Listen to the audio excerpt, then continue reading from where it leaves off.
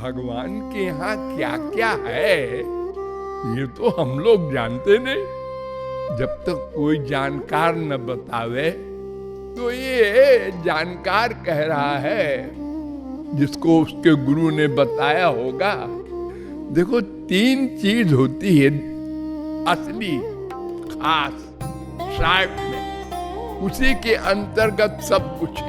थोड़ी सी ठोकर लग गई, दाहिने पैर वाले को गुस्सा आया शिष्य को। उसने कहा हमारे पैर में तूने क्यों लड़ाया? उसने कहा लड़ाया नहीं, लग गया होगा। उसने उसके पैर में जोर से मार दिया तो उसने उसके पैर में। गुरुजी ने कहा मर गए, क्या कर रहे हो तुम लोग, ये सेवा है।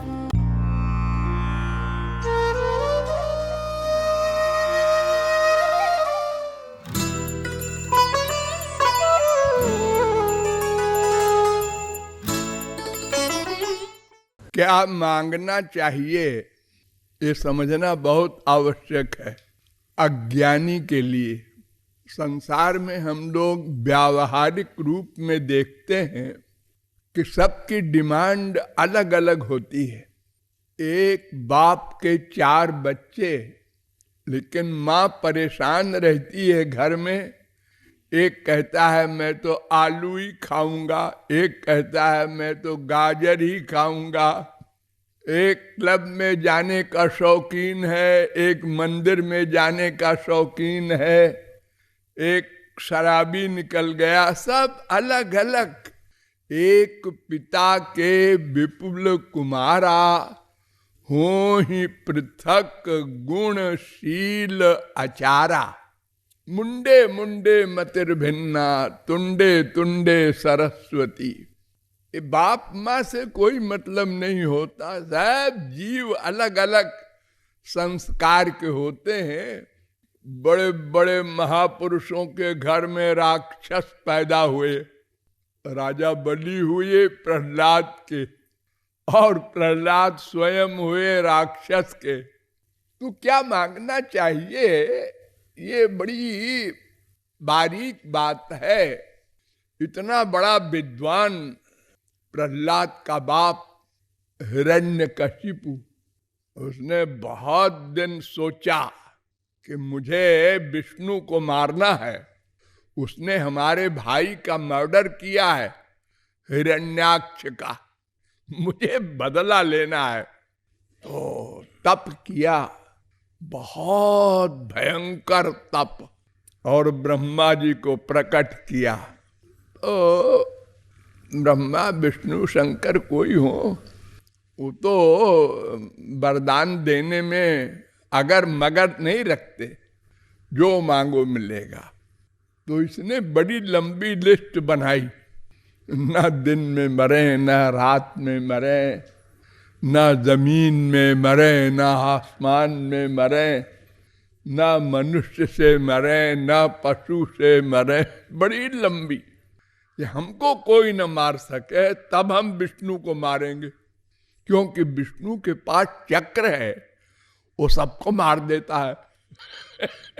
अब ब्रह्मा ने तथास्तु कह दिया और वो मारा गया। आप लोग सब जानते हैं, ना दिन में ना रात में, शाम को मारेंगे, न जमीन में न आसमान में, जंघा पर बिठा करके मारा।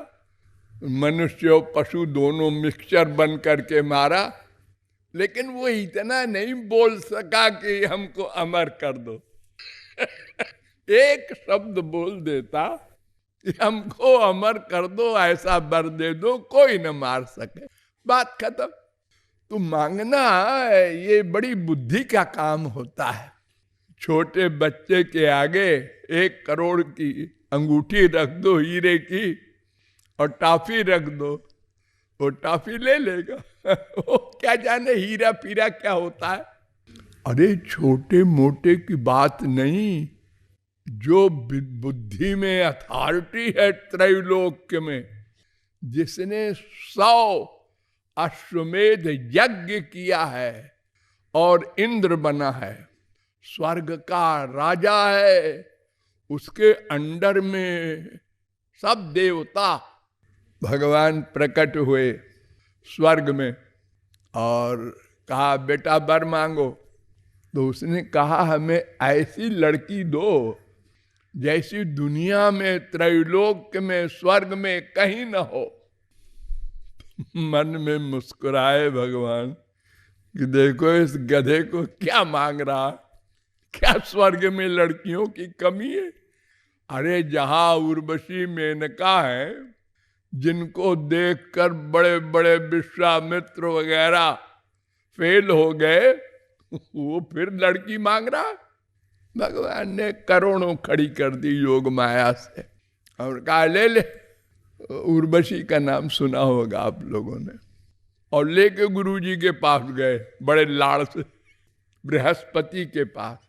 बृहस्पति ने देखा ये तो इंद्राणी नहीं है, ये कोई और लड़की है। लेकिन आश्चर्य से देखा कि ये तो त्रैलोक्य की लड़की नहीं लगती।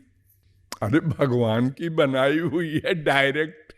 खैर पूछा भाई ये कौन है? गुरुजी भगवान आए थे, उन्होंने कहा वर मांगो, तो मैंने मांगा। तो अरे मूर्ख, तूने क्या किया? अपने गुरु को बदनाम कर दिया। अरे जब भगवान ने कहा था तो भगवान को ही क्यों नहीं मांग लिया? उनकी सेवा मांगता, प्रेम मांगता। ये क्या मांगा तूने? पता नहीं क्या हो गया मेरी बुद्धि को। तो मांगना ये बड़ी बारीक बात है। जब तक योग्य गुरु न मिले तो किसी को मांगना नहीं आता, क्योंकि अपनी रुचि के अनुसार मांगेगा। और रुचि तो सबकी माइक होगी। हम प्राइम मिनिस्टर हो जाएं, हम अमेरिका के राष्ट्रपति हो जाएं, ऐसी गंदी चीजें संसार में जो वो देखता सुनता है वो मांगेगा। भगवान के यहाँ क्या क्या है ये तो हम लोग जानते नहीं। जब तक कोई जानकार न बतावे तो ये जानकार कह रहा है, जिसको उसके गुरु ने बताया होगा कि महाराज मुझे सेवा दीजिए। देखो 3 चीज होती है असली खास शार्प में, उसी के अंतर्गत सब कुछ है। सारे संसार के सामान का एक शब्द है भुक्ति। अब इसी में सब कुछ है। इंद्र हो, चाहे कुबेर हो, चाहे यमराज हो, स्वर्ग हो, मृत्युलोक हो, पाताल हो, जितना भी माइक ब्रह्मांड है उसका सुख है, उसकी सीटें हैं, वो सब एक शब्द में है भुक्ति। माने भगवान को छोड़कर सब कुछ, भगवान को छोड़कर बाकी जो बचा वो सब है भुक्ति। भू ये अक्षर पढ़ा होगा आप लोगों ने हिंदी में। तो भा जो होता है ये ऊपर की दोनों लाइनें अलग अलग होती हैं, बीच में गैप होता है, यानी जीव ब्रह्म अलग अलग है, मिले नहीं। तो बिना मिले वाला जितना एरिया है वो भी अनलिमिटेड है, अनंत कोटि ब्रह्मांड। उस सब के लिए एक शब्द है भुक्ति। और जब ऊपर की लाइन मिल गई तो उसका नाम हो गया मुक्ति। माने जीव ब्रह्म मिल गया। अब जब मिल गया तो आनंद मिलेगा, दुख जाएगा। ये 2 समस्याएं हल हो गई। भगवान में वो लीन हो गया, संसार से छुट्टी पा गया। मुक्ति माने छुट्टी। काहे की छुट्टी?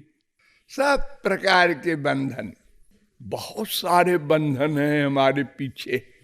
काल का, कर्म का, 3 प्रकार के शरीर का, 5 प्रकार के क्लेश का, 5 प्रकार के कोष का, और संचित प्रारब्ध क्रियमाण कर्म का। ये तमाम सारे जो बंधन है सब छूट जाए, सब से छूट। लेकिन प्रेमानंद नहीं मिलेगा। क्यों कि जिसको मिलना है वो समाप्त हो जाएगा। शरीर मन ये दो चीज है ना आपके पास, कुछ भोगने के लिए। गंदी चीज आप भोग रहे हैं, माइक, तो शरीर और मन दोनों चाहिए उसके लिए। निराकार क्या भोगेगा संसार के सुख को? हाँ, तो शरीर और मन अगर नहीं होगा तो फिर वो उधर का सुख भी नहीं भोग सकता। तो शरीर और मन दोनों समाप्त हो जाता है मुक्ति में, खाली आत्मा रहता है। आत्मा का अस्तित्व समाप्त नहीं हो सकता। न जीवो म्रियते, छांदोग्योपनिषद 6:11-3। न आत्मा श्रुतेर नित्यत्वाच्यताभ्या, वेदांत 2:3-18। अजो नित्य शाश्वतोयम पुराण, कठोपनिषद 1:2-18। और ये गीता में भी है 2:20। ममैवांशे जीवलोके जीवभूत सनातन। ये सनातन है, ईश्वर अंश, जीव अविनाशी, इसका नाश नहीं होता। तो आत्मा मात्र रह जाए, सब बंधन खत्म, दुख खत्म, लेकिन आनंद भोगने वाला मन भी नहीं, इंद्रियां भी नहीं, शरीर भी नहीं, बस इसी का नाम मुक्ति। और सदा को न स पुनरावर्तते, न स पुनरावर्तते, वो फिर नहीं लौट सकता, सदा को गया। इसके आगे है फिर भक्ति। देखो फिर भा आ गया, लेकिन ऊ निकल गया, भा आ गया। भा माने अलग। अब भगवान से हम अलग हो गए, लेकिन माया नहीं जा सकती। दास और स्वामी, हनुमान जी ने कहा था, भव बंध छिदे तस्मयि स्पृहयामि न मुक्तये, भवान प्रभु रहन दास इति यत्र विलुप्यते। आप स्वामी मैं दास, ये भाव खत्म हो जाए, ऐसी मुक्ति मैं नहीं चाहता। शरीर रहे, मन रहे, आपकी सेवा करें, आपके प्रति हमारा प्रेम बढ़ता जाए, कहीं एंड ना हो। यहां तो एंड हो गया ना मुक्ति में। आनंद तो है, लेकिन आनंद स्वरूप हो गया। आनंद का अनुभव पृथक रह कर नहीं किया। तो जो तीसरी चीज है भक्ति, भक्ति माने कीर्तन नहीं। ये तो भक्ति पाने के लिए हम लोग करते हैं कीर्तन भजन। भक्ति माने सेवा। भज इत्तेष वै धातु सेवायाम परिकीर्तिता, तस्मात् सेवा बुझई प्रोक्ता भक्ति साधन भूयसी। गरुड़ पुराण। भज धातु है संस्कृत में, सेवा अर्थ में। सेवा, जब दिव्य प्रेम मिलता है, दिव्य शरीर मिलता है, दिव्य मन, दिव्य बुद्धि, तब भगवान की सेवा होती है। जैसे माइक शरीर मन बुद्धि से माइक सेवा करते हैं हम लोग, ऐसे भगवत प्राप्ति के बाद दिव्य शरीर मन बुद्धि से भगवान की सेवा होती है। उसी को भक्ति कहते हैं। वो दो प्रकार की होती है। एक तो भक्त सेवा से अपनी अनुसार सेवा, अपनी इच्छा अनुसार सेवा। जैसे हम लोग सर्विस करते हैं ना, तो आपको क्या पसंद है? हम तो भाई रेलवे में जाएंगे, उसमें बहुत छुट्टी मिलती है, बहुत पास मिलता है, कहीं घूमो। हम तो साहब पुलिस में जाएंगे। दूसरा स्टूडेंट कहता है, बड़ा ठाट रहता है, रवाब रहता है, जिसको चाहो डांटो। फिर एसपी बनेंगे, डीआईजी बनेंगे, आईजी बनेंगे। तो कहता है नहीं जी, मैं तो बेकार बवाल है पुलिस की सर्विस। आजकल डंडे पड़ते हैं, अंडे फेंकते हैं लोग, पत्थर फेंकते हैं, सिर फूटता है। हम तो मजिस्ट्रेट बनेंगे कलेक्टर के नहीं, और आगे जज बनेंगे। सब अलग अलग खोपड़ी के होते हैं। बच्चे जब आपस में बात करते हैं कॉलेज के, तो ऐसे ही करते हैं। सबकी पसंद है अपनी अपनी। वो बने न बने, बनता कहाँ है, सब कोई क्लर्क ही रह जाता है जिंदगी भर। अरे सब तो प्राइम मिनिस्टर बन नहीं जाते। 1 अरब आदमी में 1 प्राइम मिनिस्टर है, देखो अपने यहाँ।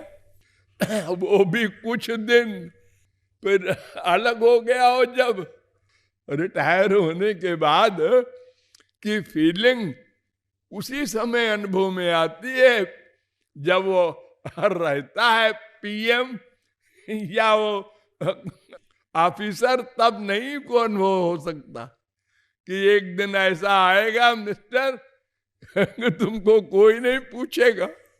शरीर भी धोखा देता है बुढ़ापे में, कोई बात भी नहीं करता, बहुत दुख। तो भक्ति मांगता है, अपने अनुसार सेवा मांगता है। एक तो ये है, ये नंबर 2 का भक्त है। ये ठीक नहीं। निष्काम भक्ति मांग रहा है। देखो ये निष्काम माने क्या होता है? जिसमें स्वामी को सुख मिले, ऐसी सेवा हम करना चाहते हैं। क्या आज्ञा है? पैर दबाओ, ठीक है ना, हम तो रसगुल्ला खिलाएंगे। है क्या कहा? अरे मैं जो कह रहा हूं वो करो, आप तो हमारी बात कभी मानते नहीं हैं। लो यानी तुम स्वामी हो, हम दास हैं, तुम्हारी बात माना करें। अरे तुम दास हो ना, हा? तो दास माने क्या? सेवा करना। सेवा माने क्या? स्वामी को सुख देना। तो स्वामी को जिस चीज से सुख मिले वो करो ना। नहीं, मैं जो चाहूं वो सेवा करूंगा। तो क्यों जी, अगर 100 आदमी चाहे कि हम तो चरण दबाएंगे, तो गुरु जी का क्या हाल होगा? अरे ऐसे ही हुआ है। एक मूर्ख शिष्यों का समाज था। वो कान फूंकने वाले गुरु जी थे। उनके 2 ही शिष्य थे, लेकिन उनमें होड़ रहती थी। तो गुरुजी ने देखा है लड़ते रहते हैं, तो उन्होंने कहा देखो भाई, दाहिना पैर तुम दबाया करो, बायां पैर तुम, बस आज से लड़ाई बंद। उन्होंने कहा ठीक है। 2-3 दिन तो चला। उसके बाद एक दिन वो पैर दबाते दबाते बायां पैर दाहिने पैर में लग गया। थोड़ी सी ठोकर लग गई। तो दाहिने पैर वाले को गुस्सा आया, शिष्य को। उसने कहा हमारे पैर में तूने क्यों लड़ाया? उसने कहा लड़ाया नहीं, लग गया होगा। उसने उसके पैर में जोर से मार दिया। तो उसने उसके पैर में, गुरुजी ने कहा मर गए, क्या कर रहे हो तुम लोग, ये सेवा है। तो ऐसे ही अगर अपनी इच्छा अनुसार सेवा चाहता है तो वो अपनी सेवा है, वो अपने स्वामी की सेवा नहीं कहलाती। 1 लाख की। तो स्वामी के इच्छा अनुसार तत्सुख सुखित्वम एक सूत्र है नारद जी का। नारद जी ने 84 सूत्र बनाए हैं कुल जमा टोटल। उसमें एक सूत्र है तत्सुख सुखित्वम। दूसरा सूत्र है यथा ब्रज गोपिका नाम। जैसे ब्रज गोपियों ने सेवा की थी, उनको जैसे सुख मिले वैसे करो। उनको गाली पसंद है, गाली दो। अरे लोग बुराई करेंगे, एक कैसी गोपी है नास्तिक, भगवान को गाली दे रही है। अरे हमारी बुराई करते रहो, हमारे स्वामी को जैसे सुख मिलेगा वैसे मैं करूंगी। एक बार भगवान ने ब्रज गोपियों की प्रशंसा की द्वारिका में, और आंख मूंद कर प्रशंसा करते करते रोने लगे। तो रुक्मिणी वगैरह 16,108 पत्नियां, इनको फीलिंग हुई, अरे वो कौन है गोपियां, हम लोगों में क्या कमी है जो उसको उन लोगों का स्मरण करके आंसू बहा रहे हैं।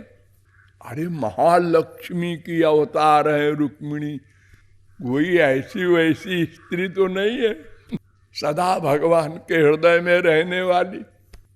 सबको बड़ा भीतर भीतर, बाहर तो कोई बोली नहीं, कोई अपड़ गंवार तो थी नहीं कि लड़ाई रहे या भगवान से क्वेश्चन करें। लेकिन भगवान ने जान लिया कि इनको कैंसर हो गया।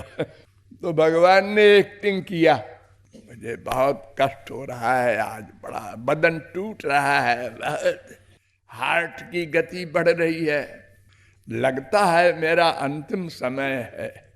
हाँ, ये वाक्य सुनते ही सारी स्त्रियों की हालत खराब। अरे ऐ संसारी की कूड़ा कबाड़ा, आप लोगों की स्त्रियां भी अगर कोई पति ऐसी एक्टिंग करे तो देखो क्या हाल होता है उसका, क्योंकि स्वार्थ है ना ये तो। अब ये मर जाएंगे तो फिर हमारा क्या होगा। उसी समय अचानक नारद जी आ गए, तो सारी स्त्रियों ने कहा आओ आओ स्वामी जी आओ आओ, अच्छा हुआ तुम आ गए। तुम लोग क्यों इकट्ठे हो आज भाई, अपना अपना महल छोड़ के? अरे आज उनको बड़ा कष्ट है। अच्छा उनको कष्ट है? नारद जी मुस्कुराए, इनको भी गड़बड़ हो गया। भला उनको क्या कष्ट होगा, उनका तो नाम ही है सच्चिदानंद।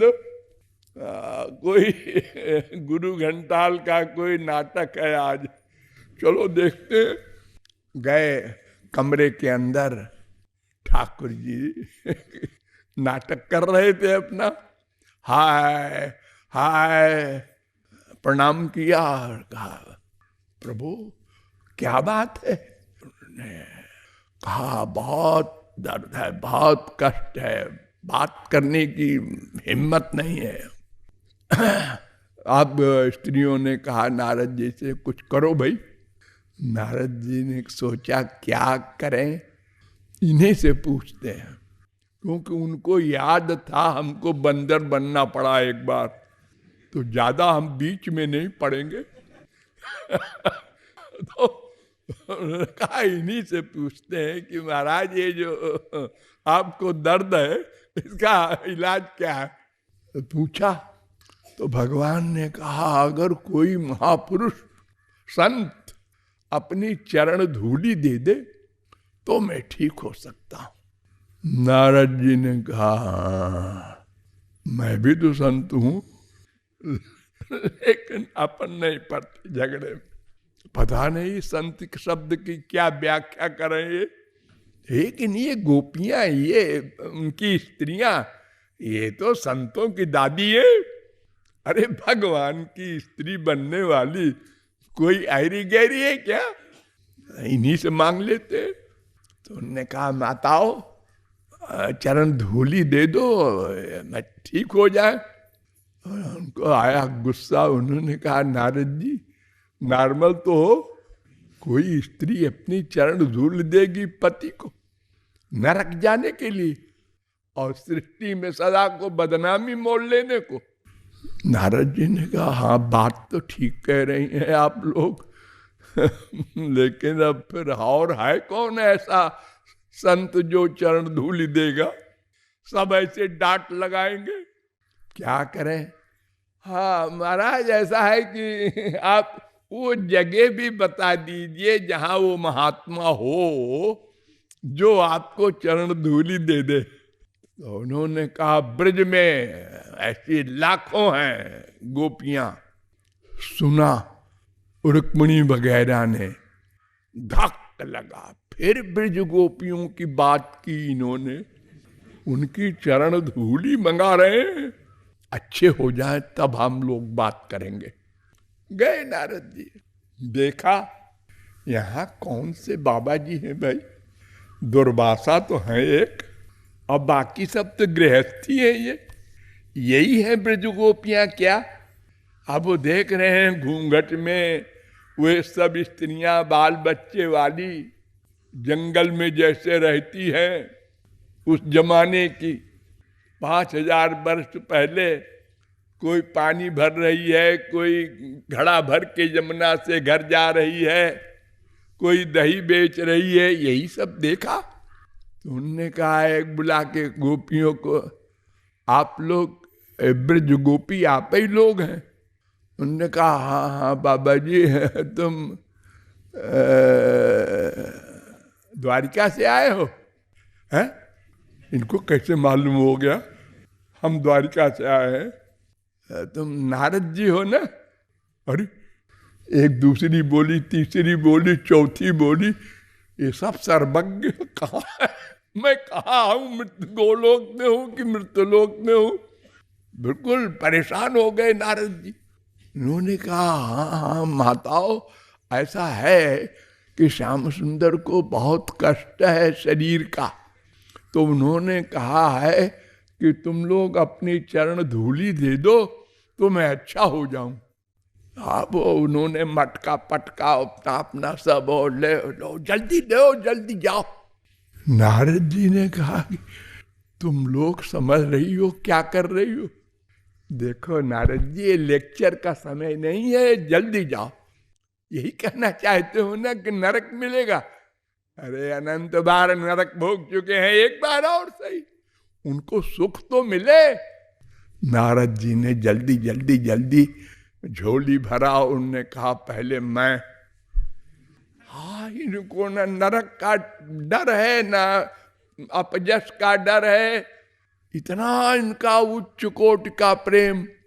इनको चलना फिरना कोई पृथ्वी के ऊपर से तो था नहीं। नारद जी को 1 सेकंड में पहुंच गए, फिर झोली लेकर के